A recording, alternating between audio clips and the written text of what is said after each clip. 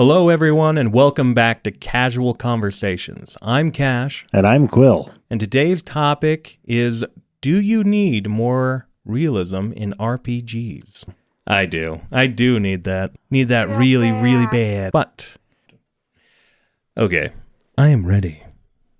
Realism, what are you actually trying to achieve with that? What does realism look like to the Cash Master? Realism to me is about unlocking a new area of roleplay that's often forgotten. Hey, realism, is there anything that's off limits or anything that's not worth adding in realistically? Unless for some reason the bodily function of your character is needed, I wouldn't do any of that.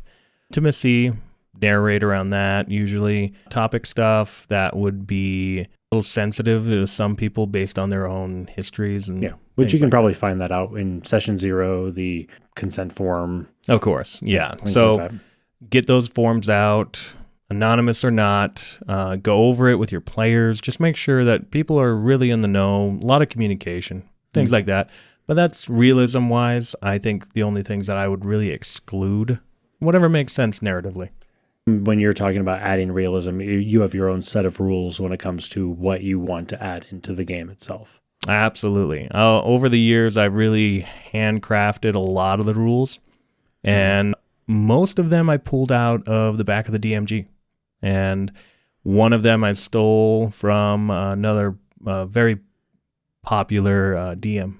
All hail the Mercer. So what are some of your top go-tos when it comes to game changes that you think bring an alternate experience for your players? Yes, my list of things, slow natural healing. I find it to be a lot more fulfilling. You realize how much bruises and scrapes your character's really getting in when you don't just pop back to perfect right after a long rest. How that works is essentially when you take a long rest, you use that same hit die pool before you heal half of that hit die pool. So essentially when you take a long rest, you get half of your hit dice back. I believe rounded down. Okay, so you still get your the hit dice back at the end of the long rest, so you don't have to use all of them up and not get them back. Exactly. So whatever you have left at the end of the day. So if you did take some short rest, that will apply in. And then also you have to use those hit dice and heal before you get the half that you are allotted after a long rest. You could heal half of your hit die every long rest without actually suffering anything. Yeah. A little bit more of a natural, slower healing doesn't make it impossible. But if you're going back-to-back battles constantly, run out of spells, run out of hit dice, then you actually do feel it at the end of the day. There's more consequences. Yeah. Is there anything involved with that, or is it just like straight hit dice? But it does require one element, and that is something else I incorporate. Now, the rules are separate. There's page 200. Page listed in the description. No, I think it's like 272, right around that area. The other one is healer kit dependency. Salves, bandages. You need to use it to get better, or else you could get a disease or something like that if your wound is left open. I think it makes thematical sense. I just have them use that whenever they use hit dice to heal. These two rules really make magical healing stand out dramatic. Goodness, we have a healer can really use that healing magic at the end of the day to help out the party in such a big way. It really helps them shine. So what would you say in the regards to like how that affects NPCs? Because I know that you're looking to make the game more realistic for the human characters, but I think because the player characters are on such a higher level, by nerfing them, it almost feels like you're making the NPCs a little bit pretty much cannon fodder, especially if you factor in not every town is going to have enough healing for everybody if a disaster happens. But I guess I would say that's good for like narrative purposes. There's not enough healing for everyone. Some of you may die, but it's a sacrifice I am willing to make. People might die in big situations, catastrophes, things like that. And players might have to pick and choose. Yeah, exactly. It puts tough decisions forward. And I think that's what a lot of realism brings to the table. What else do you add in? Yes, I do have another one. I think goes right alongside all of that kind of natural picking up injuries as you go. It's called lingering injuries. And how do you incorporate that into your game? What I find is better is nat 20s all the way across the board whenever they happen, but I don't want every nat 20 to have the possibility of the first 3 options on the table, which the first option is lose an eye. The second one is lose a hand or arm, I believe. And then the third one is lose a foot or leg. I believe it's up to the DM or the player, however you want to run it. Now, those first 3 options are the most critical, that and a horrible scar. Now, that is going to be the only ones that truly hang around, I think, the longest. Everything else can be generally healed through most magic. Certain things take I think 10 days of bed rest to recover. There's broken ribs, internal injury. How I run this table is if you are crit on, you get option 4 through 20. So you can't get any of the first 3. Until you go unconscious with a critical, that's when you can actually have those 3 available. But it doesn't mean they happen. It just means that they could. It's possibly on the die roll. Exactly. So I find it to be the most equitable. Also, it goes both ways. They can get that crit. They can also have bad situations happen. Do you have the players roll their own injury, or do you roll that as the DM? I like to leave this up to them because it's such a critical moment that can change the direction of what's happening. Because with some of those broken ribs, internal injuries, you're making a constitution save at a DC 10 or 15 based on what you have. And if you don't make it, you don't get a turn. So this can be really critical in battle. After, you can get it healed and things can go better, but it can be a real hindrance. Do you find that players are happier when they do it versus when it happens to them? Do you think it's like an even trade in their opinion? From what I've experienced, most people like to have that control of feeling the fate in their hand rather than having it thrust upon them. I think they really enjoy it. And I would know just from previous conversations, you're a stickler when it comes to tracking food and water.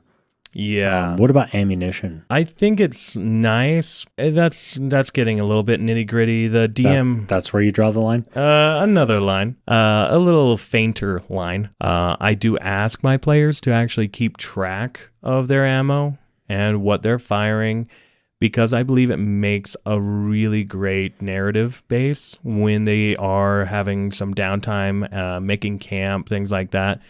Okay, so I know in our previous conversation there was one more that you wanted to talk about when it comes to things that you add into from the back of the DMG. Yes, so variant encumbrance, generally the big point of variant encumbrance is the fact that your carrying capacity, My God, pull yourself together! normally it is 15 times your strength score, not your modifier. It feels a little weird that you can lift if let's just take 10 strength score. If you take that, someone can have 150 pounds on their person continually and just be running around doing acrobatics at no disadvantage, no nothing. They just have 150. And if you go to the gym or even have an inkling of how much weight that actually is, and imagine that it's on your person and not inhibits at all, I find that completely breaking all sorts of physics. So you break that up into smaller chunks then? Yes, the variant encumbrance breaks down to 3 parts: unencumbered, encumbered, and heavily encumbered. So the strength score of 10, what would those numbers really? So it's 5 times your strength score with 10. It would be 0 to 50. That's unencumbered, nothing. Everything's fun. To 100, that one is going to be 10 feet less traveling speed. So if you have 30 down to 20, heavily encumbered is where it gets a little bit more technical. That's where if you have 101 to 150, that's where you are going to have disadvantage on everything pretty much that involves strength, dex, or con. Your total speed is reduced by 20 feet. So what if you go over that 150 mark? That gets into push, drag, lift. It can exceed all the way to 30 times your strength score. So again, with 10, you'd have 300 pounds you can lift, drag, or push. but it changes your movement to 5 feet is all you can travel. That is your new speed.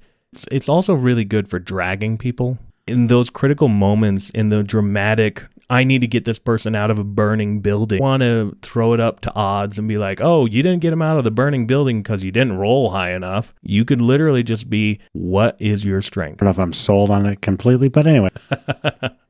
And I know you said you took an idea from Matt Mercer. So what has Matt Mercer inspired thee to incorporate into thine own game? A wonderful rule that I think puts the fear of death back in the players and anything else that's living. But you're going to put a gun on the table? How did you know my home games? You die in the game. You die in real life.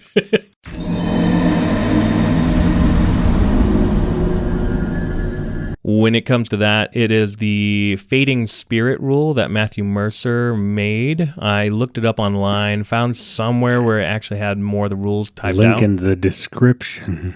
Should make me really work on this one. Essentially, there's a narrative moment. Every time you die, to be resurrected, you need to hit a DC 10. But every time you've died beforehand, it increases that DC by 1.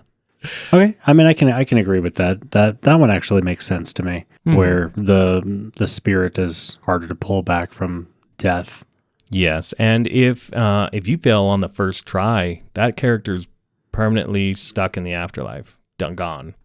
Unless you're going to make some exception or they have to go in and do a ton of stuff to get them back. True Resurrection and Wish are the only things that bypass. Rapid Erection. Yes. Only ways to bypass death. With all of that being said, of the things that you add into your game, do you find that the realism that's in your fantasy game still differs from the realism in real life? Yes. So realism in life and realism in the game do have to differ. I try to make a hybrid form that would best balance both mechanics and narrative play. Very streamlined. I don't want to ever bog down the game with the realism. Now, how do you feel about realism in your own games? I think realism is nice. Nice.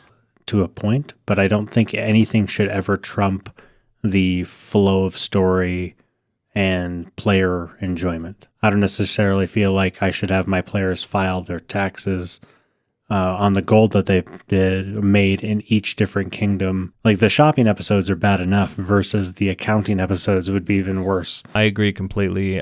There's a point where it becomes too much and it starts to bog down the system. Yeah, and I think the other thing I would always consider is how many times a session actually meets on a regular basis. If you meet once a week, I think it's a lot easier to justify some of those extras that you throw in there because you know you're going to, if I don't make progress today or this week, we'll make progress next week versus where if you meet once a month, you want to make progress that meeting because it's going to be 4 weeks before you really see anything.